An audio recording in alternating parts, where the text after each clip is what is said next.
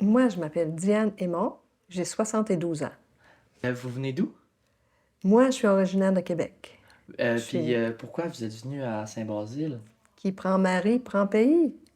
Parfait. Un gars de Saint-Basile, c'est dur à déraciner. Si vous pouviez résumer votre parcours de vie en quelques phrases, comment est-ce que vous le résumerez? Moi, je suis née dans une famille de 7 enfants. Mon père était marchand de fourrure. Et puis, j'ai fait mon cégep à Sainte-Foy. Puis, j'ai fait mon université en journalisme et information. J'ai eu mon bac en 75. Je me suis mariée en 75.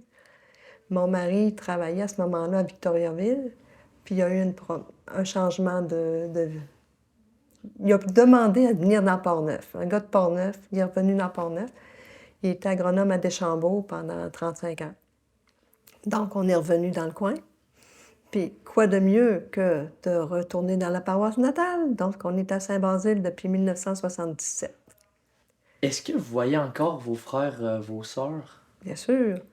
Il y en a au Lac-Saint-Jean, il y en a dans le coin de Montréal, il y en a à Chaussée, il y en a qui restent à Québec.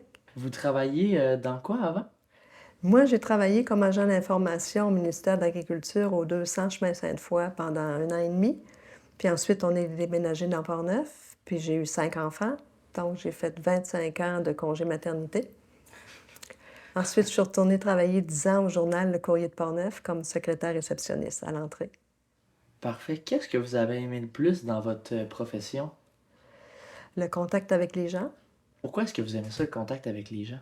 c'est important parce que c'est ce qui fait que ta vie a de la valeur. C'est ce que dans ta journée, tu vas être satisfaite d'avoir établi des contacts, d'avoir marché avec les gens, d'avoir cheminé avec eux autres, puis d'avoir fait un bout de chemin. C'est là le but de la vie, c'est de marcher ensemble.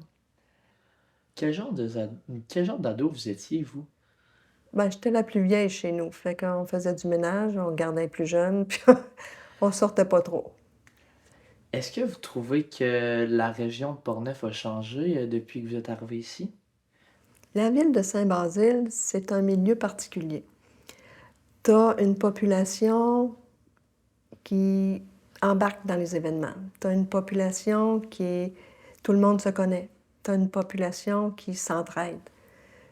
Quand tu arrives à Saint-Basile, c'est pas pareil comme ailleurs. Tu fais partie de la gang, puis tu es comme... La ville de Saint-Basile, là, quand tu es dedans, puis que tu es accepté, tu fais partie des organismes. Tu sais, tu peux faire partie de... J'ai fait de la pastorale scolaire à l'école. J'ai fait la bibliothèque municipale. Quand ça a commencé, on était plusieurs à la fonder. J'ai travaillé là 10 ans. On va... J'ai été marguillière aussi. J'ai aussi, en tant que marguillière, quand les religieuses sont parties, on a fondé le service d'entraide. Parce que les pompiers, quand ils font leur Noël du pauvre à tous les ans, l'argent qu'ils ramassent, c'était pour redistribuer dans la paroisse. Puis c'était les religieuses qui étaient chargées de redistribuer l'argent. Donc, quand les religieuses sont parties, on s'est dit, oh, qu'est-ce qu'on fait?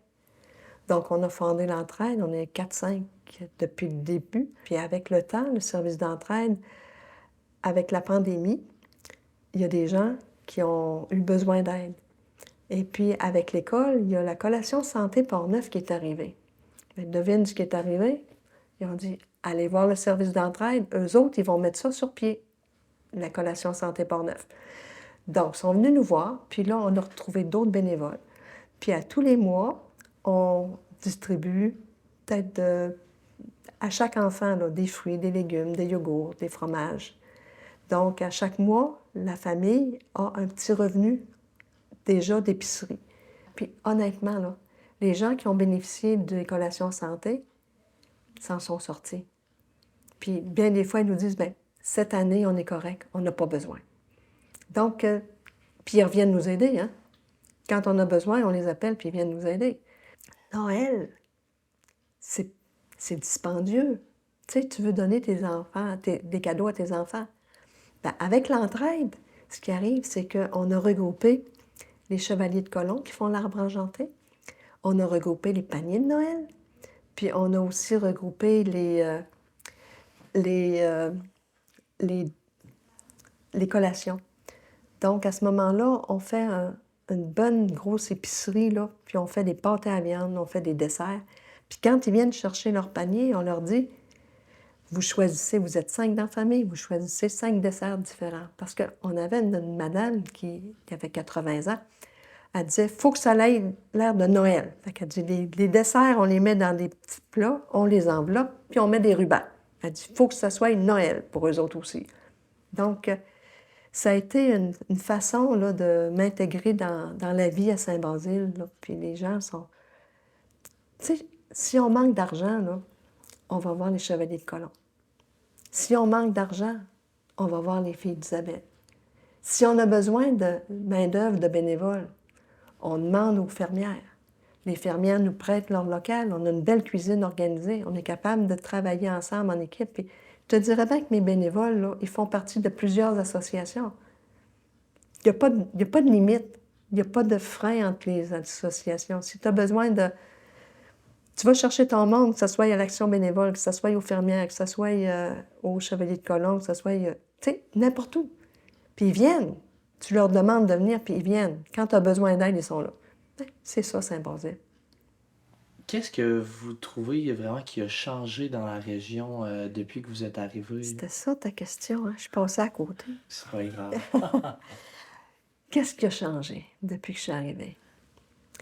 Malheureusement, les jeunes s'en vont. Malheureusement, nos petites industries ferment. Les fermes diminuent. Les rangs... Tu sais, on avait des vaches laitières, 3, 4 par rang. Il en reste une dans le rang de Saint-Anne, une dans le rang de Saint-Joseph, une dans le rang de Saint-Angélique. Tu sais, ça a diminué partout. Puis la main-d'œuvre, t'as rendu compte que maintenant, là, on a des travailleurs étrangers qui viennent nous aider. Dans les grosses fermes laitières, là, t'as des travailleurs du Guatemala, dans le rang Saint-Joseph, dans Terrebonne.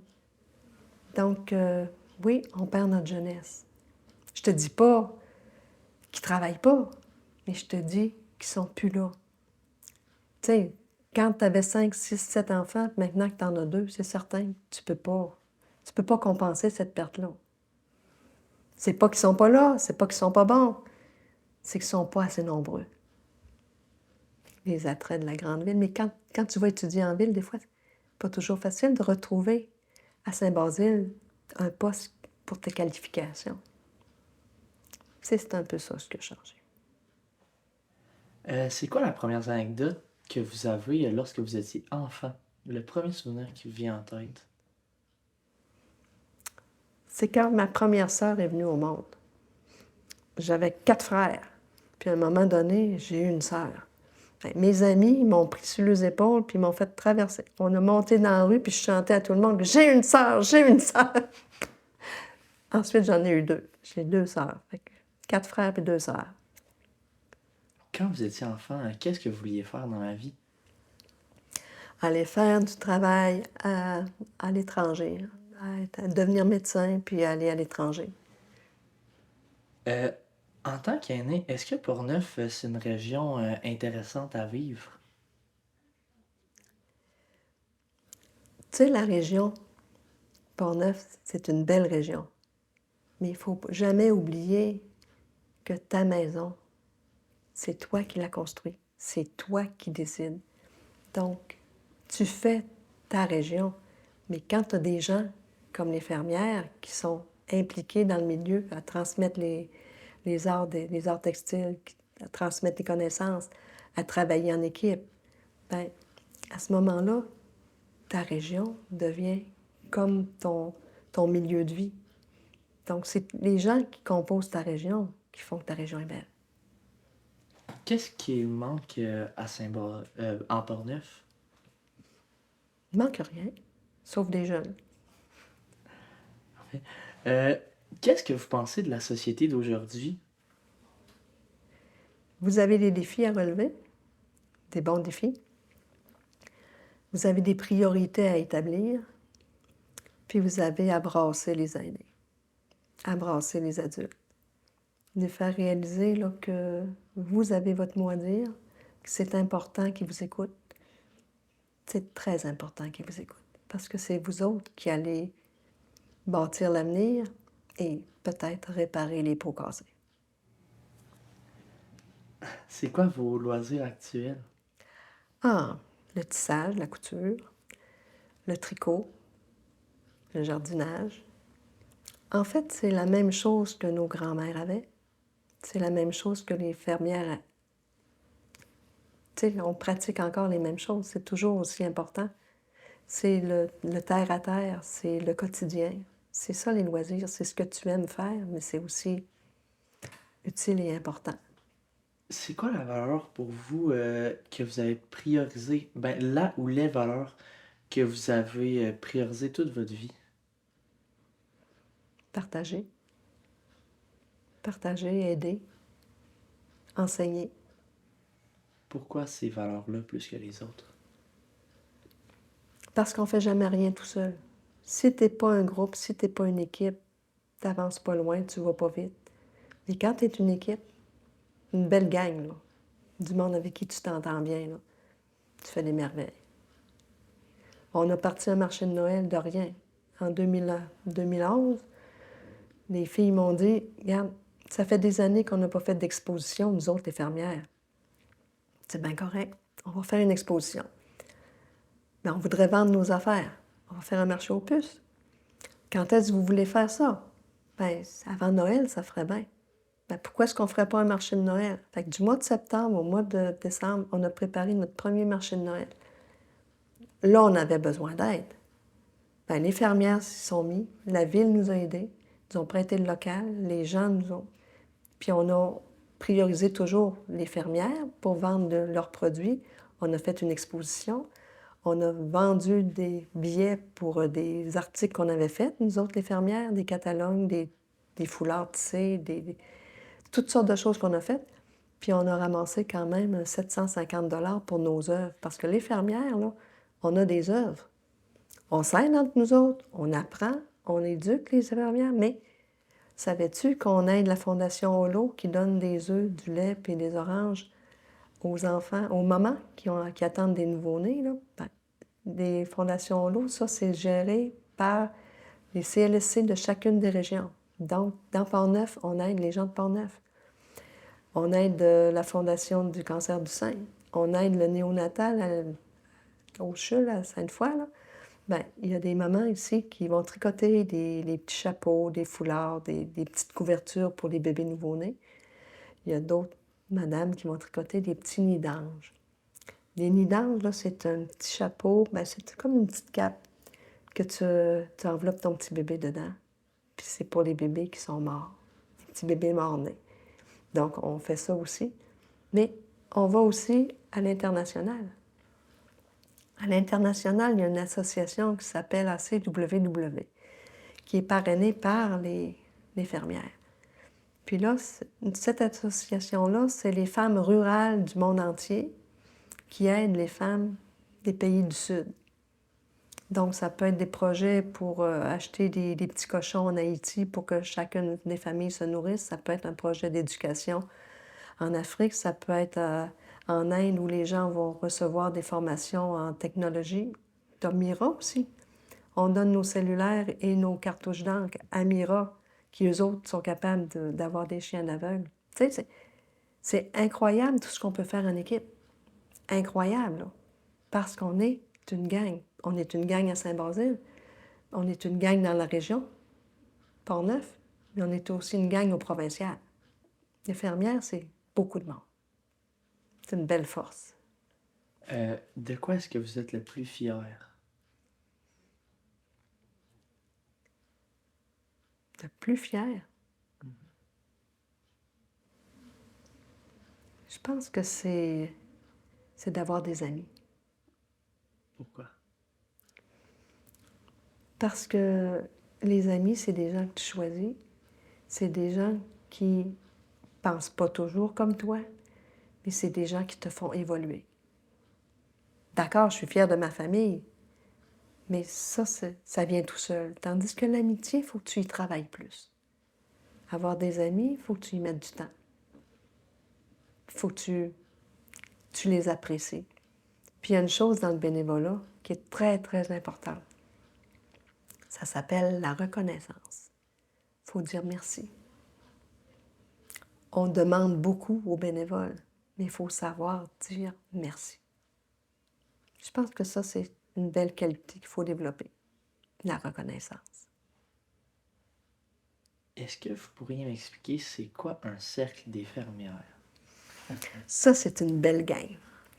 C'est des membres qui, à chaque année, décident de renouveler leur abonnement avec nous. On a une revue. Là-dedans, tu as des conseils, tu as des patrons pour faire du tricot, tu as des suggestions, des idées. Tu as des concours auxquels on peut participer, des concours des arts textiles. Donc, les fermières, c'est des anciennes qui montrent à des plus jeunes comment monter un métier. Ça, c'est un métier qu'on vient de finir de monter. Bon, c'est les plus jeunes qui l'apprennent. On leur explique pourquoi il y a beaucoup d'étapes, pourquoi il ne faut pas mêler nos couettes. C'est les cafés tricot. Le mercredi, on fait des ateliers. Les gens viennent, ils peuvent tricoter, ils peuvent coudre, ils peuvent faire. On a fait un atelier de tablier pour le 90e, parce qu'on fait 90 ans cette année, là. On a été fondé en 1933, puis ça n'a pas lâché. On est encore là. Puis là, on a fait des tabliers, mais il n'y en a pas deux pareils. Parce que chacune a choisi sa couleur de ruban, sa couleur de poche, sa couleur de ganse. Il y en a qui l'ont brodé, il y en a... Tu sais, c'est un tablier, mais il n'y en a pas deux pareils. C'est ça, les fermières. C'est la créativité, c'est l'entraide. On s'apprend à coudre ensemble, on apprend à tisser ensemble, on apprend ensemble, on avance ensemble, puis on réalise des beaux projets, mais toujours ensemble. Puis on a réussi à avoir des jeunes. On est allé à l'école pour faire des ateliers de bricolage. On est allé à la Maison des jeunes aussi, faire des ateliers de couture. Puis cette année, incroyable mais vrai, on a des mini-chefs qui sont venus dans notre cuisine pour apprendre à cuisiner. Puis nos personnes, il y a des personnes bénévoles qui sont allées donner des cours de formation à la Maison des jeunes, justement pour apprendre à cuisiner. Parce que quand tu t'en vas au cégep, c'est bien le fun d'avoir des petites recettes puis d'avoir des petits trucs pour te débrouiller sans que ça te coûte toujours les yeux de la tête. Quand est-ce que vous êtes devenu membre du Cercle des fermières de Saint-Basile? C'est quand une de mes amies, qui était présidente du cercle, elle m'a dit « Je pense que tu aimerais ça. » Puis elle avait raison. J'ai aimé ça, ça doit faire 30 ans que je suis membre des fermières à Saint-Basile. C'est quoi votre rôle dans les fermières, vous? En 2011, j'avais pris ma retraite, puis je m'étais dit, je m'implique dans mon milieu. Donc, à l'Assemblée générale du mois de mai, je cherchais quelqu'un. C'est bien bizarre, parce que là, on était seulement 3. Il y avait 3 postes libres, puis 3 postes comblés. Donc, j'arrivais toute nouvelle avec Christiane, puis Pauline, qui était secrétaire. Puis là, on s'en va à la première réunion au mois de septembre. Puis Christiane a dit, ben moi, je m'en vais aux arts textiles. Pauline a dit, moi, je m'en vais à secrétaire. Elle m'a dit, toi, tu t'en vas à la présidence. C'est comme ça que je suis devenue présidente des fermières. Est-ce que vous considérez que le Cercle des fermières, c'est important pour la ville? Je pense que le Cercle des fermières a été reconnu par la ville parce que c'est la ville qui paye notre loyer. C'est eux autres qui nous ont donné la chance de se regrouper. C'est la ville qui est notre pilier, dans le fond. Parce qu'au nombre qu'on est, on n'aurait pas les moyens de payer un loyer. Mais la ville nous aide. Parce que, justement, regarde, avec notre marché de Noël, on aide la paroisse, on aide les fermières, mais on aide aussi les artisans de la paroisse. C'est qui vos membres? Vous êtes combien? On est peut-être une quarantaine. On a des personnes de 80 ans, puis on a des personnes dans la quarantaine. C'est quand que vous vous rencontrez, vous, les fermières?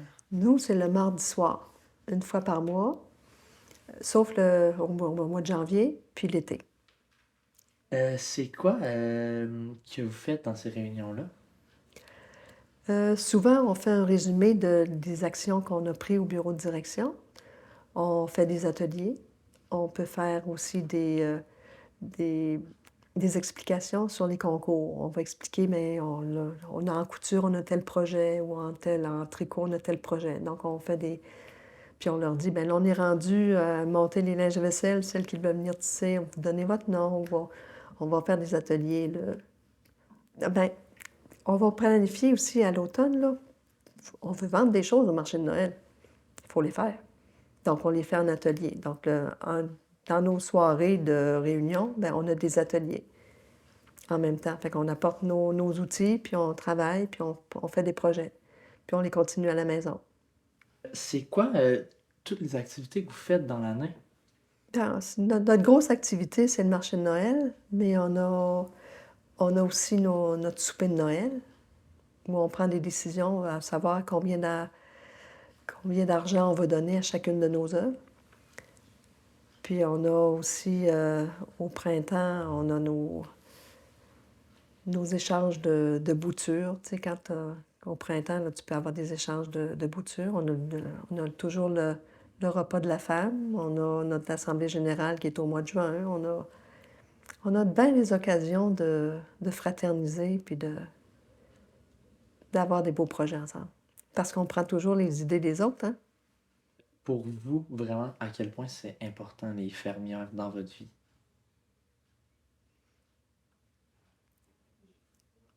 Si j'avais pas les fermières, je me sentirais isolée. J'aurais peut-être pas le goût de faire des choses. Là, en gang, tu as un beau métier, ça te tente d'aller tisser. Tu as un métier à la maison, mais c'est d'autres choses.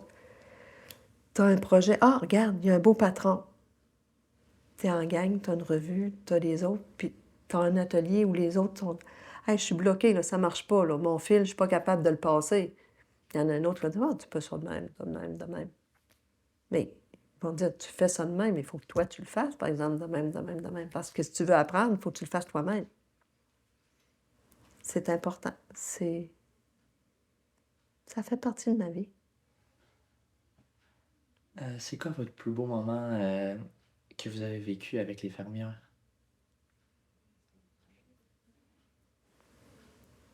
Je pense que c'est quand on a fait notre premier marché de Noël et que ça a été un succès.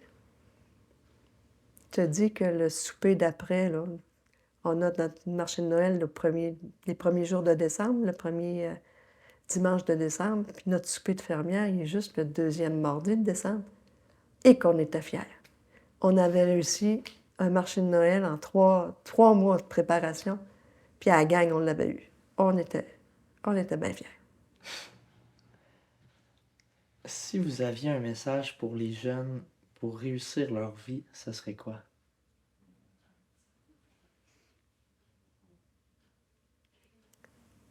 Développe des habitudes de travaux manuels, parce que ça te recentre sur toi, parce que tu peux aller discuter avec d'autres personnes qui font les mêmes travaux. Ça peut être de la peinture, ça peut être n'importe quoi, mais de la menuiserie, mais ça va t'amener vers d'autres personnes, d'autres amitiés, d'autres projets. Fais les premiers pas envers les autres. Va voir les autres. Demande des conseils. Puis dis merci. Est-ce que vous avez quelque chose d'autre à ajouter que vous avez à dire en général? Je te remercie pour l'entrevue. Ben J'ai moi, je aimé vous ça. remercie. J'ai aimé ça. Ça a bien passé. Oui, vraiment. J'espère que je ne t'ai pas étourdie. Non, vraiment pas. C'était très intéressant. Merci beaucoup à vous de votre temps.